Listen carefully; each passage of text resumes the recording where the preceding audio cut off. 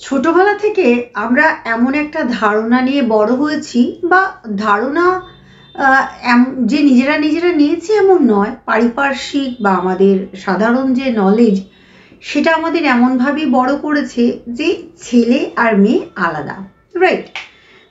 Psychologically আলাদা, social status আলাদা, এই বিভিন্ন, তার ফলে তো প্যাট্রিয়ার্কি, ফেমিনিজম, এইসব বিভিন্ন বিভিন্ন রকম বিদ্বেষমূলক শব্দ তৈরি হয়েছে।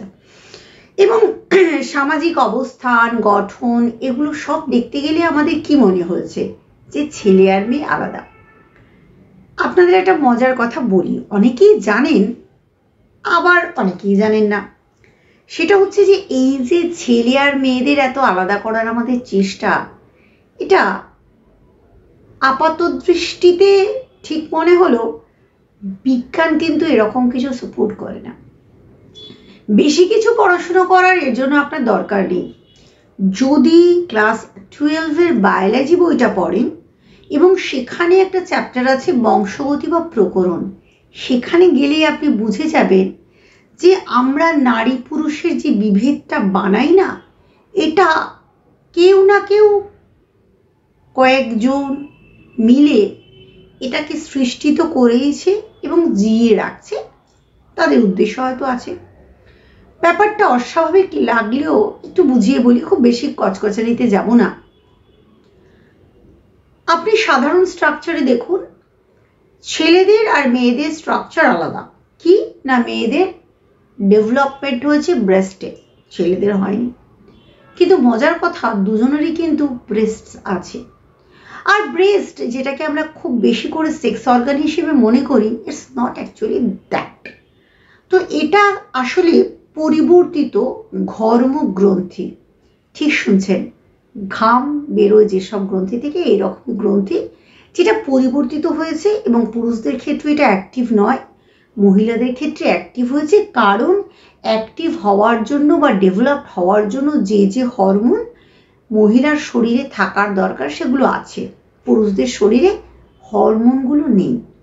এবার হরমোন থাকলে কি হতো বলা যায় না। আর পুরুষদের শরীরে এটা ডেভেলপড হয়নি, আছে কিন্তু দুজনের শরীরে। নেক্সট চলে আসি, এটাই তো একটা মূল পার্থক্যর ব্যাপার। এবার চলে আসি পেলভিক গার্ডল। পুরুষদের পেলভিক গার্ডল ছোট, কারণ তারা বেবি ক্যারি করে না, তাদের দরকার নেই চওড়া পেলভিক গার্ডল বা কোমরের হাড় দরকার নেই। মহিলারা ক্যারি করে বেবি, অর্থাৎ সন্তান ধারণ করে, তাই তাদের পেলভিক গার্ডল চওড়া। এটা আপনি পার্থক্য হিসেবে ধরতে পারেন। এবার যে কারণের জন্য, অর্থাৎ হরমোনাল কারণে, এই যে অর্থাৎ একটা ছোট বাচ্চা মেয়ে বা ছেলে আপনি দেখে পার্থক্য করতে পারবেন না যতদিন পর্যন্ত না তারা অ্যাডোলেসেন্সে এসে পৌঁছচ্ছে। ছোট বাচ্চা ফ্রক পরালে ছেলেকেও মেয়ে বলে মনে হয়, আবার প্যান্ট শার্ট পরালে ছোট মেয়েকেও ছেলে বলে মনে হয়। কিন্তু যখনই তারা অ্যাডোলেসেন্সে আসে, তাদের হরমোনাল চেঞ্জেসগুলো হয়, তখন ছেলেটার গোফদারি গজায়, মাসলস তৈরি হয়, মেয়েটার ক্ষেত্রে ইউটেরাস, ব্রেস্ট ডেভেলপ করে ইত্যাদি। অর্থাৎ পুরোটাই এখানে হরমোনের গল্প। এবার চলে আসি যে এই হরমোনটা কারা তৈরি করে। আমরা জানি আমাদের সবকিছু জিন দ্বারা নিয়ন্ত্রিত। এবার মেয়েদের আছে দুটো এক্স ক্রোমোসোম, ছেলেদের আছে একটা এক্স একটা ওয়াই। এবার ঘটনাটা হচ্ছে এই যে ওয়াই ক্রোমোসোম, এই ওয়াই ক্রোমোসোমে একটা বেসিক জিন আছে, SRY জিন, সেক্স রিলেটেড ওয়াই।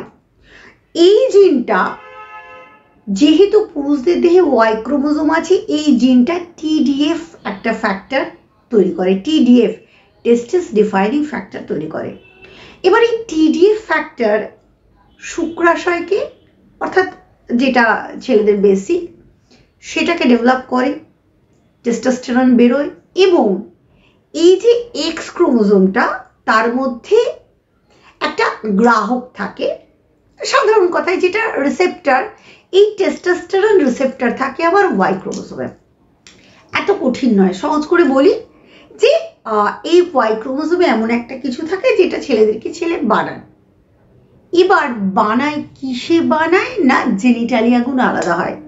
এবার মজার কথা জেনে রাখুন, এই যে জেনিটালিয়া, অর্থাৎ ছেলেদের পিনাস আছে আর মেয়েদের পেনাস নেই, মেয়েদের আছে ক্লিটোরিস।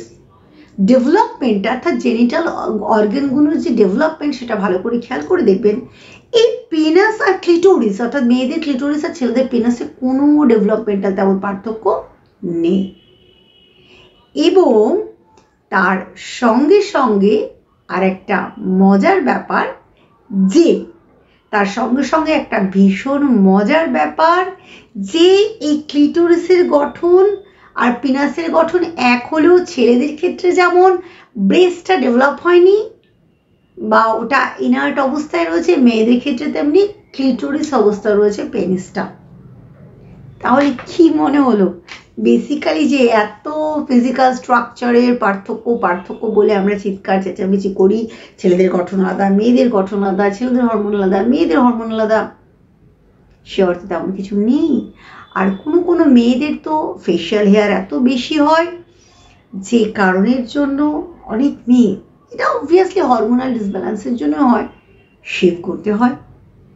আবার অনেক ছেলেই আছে আপনাদের চারিপাশে যাদের ঠিক সেই অর্থে গোফদারি হয় না। বেসিক্যালি যখন ডেভেলপমেন্টটা একই জায়গা থেকে হচ্ছে, দুই একটা ফ্যাক্টরের এদিক ওদিক হয়ে পার্থক্য হচ্ছে, কিন্তু খুঁজে দেখতে গেলে দুজনের শারীরিক গঠন এক এবং মানসিক গঠনেরও সেই অর্থে পার্থক্য নেই। অনেক ছেলে আছে যারা খুব নরম মনের, আবার অনেক মহিলাই আছেন যারা খুব স্ট্রং, একদম তাদের মধ্যে সেই অর্থে অত সফটনেস নেই। তার মানে সাইকোলজিক্যালিও আমরা কিন্তু পার্থক্য করে উঠতে পারি না। তাই আসুন না এই গন্ডগোলটা মিটিয়ে ফেলে পুরুষ আর নারী, ছেলে আর মেয়ে একসাথে হাতে হাত মিলিয়ে এগিয়ে চলি, সমাজটা অন্তত বিভেদহীন হোক, আর আমরা ভুল ধারণা থেকে বেরিয়ে আসি যে ছেলে মেয়ে একে অপরের থেকে আলাদা। আমরা আলাদা নই, বরং আমরা বিভিন্নভাবে এক জায়গা থেকে উৎপন্ন হয়েছি।